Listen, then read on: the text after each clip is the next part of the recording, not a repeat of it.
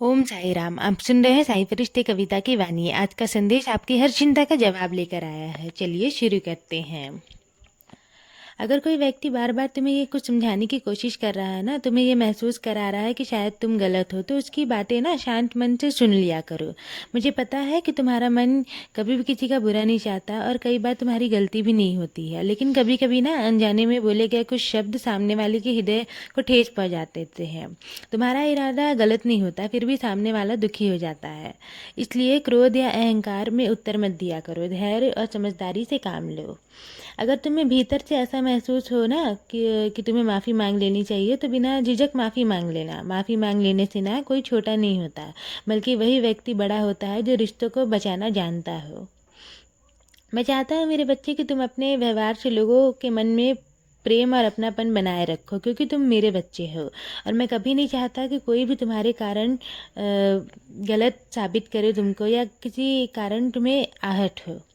और मेरे बच्चे, हर व्यक्ति अपना दिल हर किसी के सामने ना नहीं खोलता। कुछ लोग ऐसे होते हैं जो दुनिया में चुप रहते हैं और अपनी बातें किसी से नहीं कहते। और अगर कोई व्यक्ति तुमसे अपने मन की बातें साझा कर रहा है, तो दुखी होने की ज़रूरत नहीं है। वो ना तुम्हें अपना दुख बता रहा है, तो तुम चुपचाप सुनो और उस पर भरोसा करो, क्योंकि वो तुम पर भरोसा करता है और उस भरोसे की तुम्हें कद्र करनी है। और उसकी बातों को कभी भी हल्के में मत लेना, बस सुनना और उसे समझने की कोशिश करना और समझाना भी। तुम समझदार हो मेरे बच्चे, इसलिए मैं चाहता हूँ कि तुम हर रिश्ते को प्रेम, धैर्य और शांति से संभालो। रिश्तों को निभाने में ही असली बुद्धिमानी होती है। और मेरी बात ध्यान से सुनो। तुम्हारी कोई भी मनोकामना ना अधूरी नहीं रहेगी, तुम्हारे सपने व्यर्थ नहीं जाएंगे। मैंने तुम्हारे लिए पहले से ही बहुत सुंदर रास्ते तैयार करके रखे हुए हैं। तुम्हें लगता है कि अभी सब रुका हुआ सा है, कुछ भी तुम्हारे अनुसार नहीं हो रहा, लेकिन मैं तुम्हारी ना कहानी पहले से ही लिख चुका हूँ।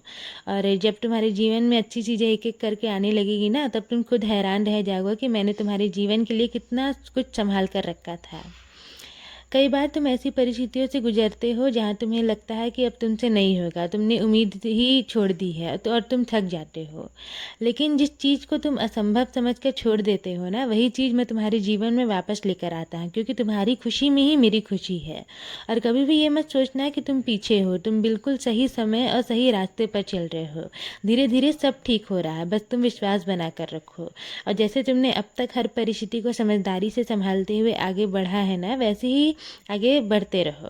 परेशानियां हमेशा नहीं रहती, समय बदलता है और तुम्हारा समय भी बदल रहा है और तुम्हारा बहुत सुंदर समय आने वाला है। और तुम्हारे पैरों में जो दर्द है ना, उससे भी तुम्हें जल्द ही राहत मिलेगी। शरीर को थोड़ा आराम दो और अपने मन को शांत रखो। मैं हर पल तुम्हारे साथ हूँ। अब अपने दिल को हल्का करो। मेरी कृपा सदैव तुम पर और तुम्हारे पूरे परिवार पर ऐसी ही बनी रहेगी।